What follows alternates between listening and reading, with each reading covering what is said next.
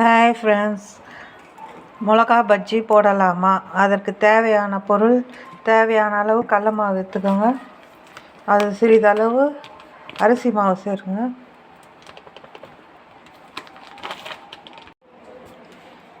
சிறிதளவு ஆப்பு சோடா மாவு, தேவையான அளவு உப்பு போட்டு தண்ணி ஊற்றி நல்லா கெட்டியாக பிசைஞ்சுங்க பஜ்ஜி பதத்துக்கு.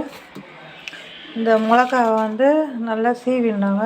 இந்த மாதிரி நாளாக கட் பண்ணிக்கின்னு சிறிதளவு தண்ணி, சுடு தண்ணியில் நல்லா லேசாக வேக வச்சுக்கிட்டாங்க, காரத்தன்மை போகிறதுக்கோசரம்.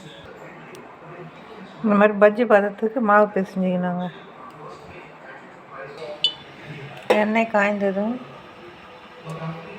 மிளகா பஜ்ஜி இந்த மாதிரி துவச்சி போட்டு வந்தோங்க.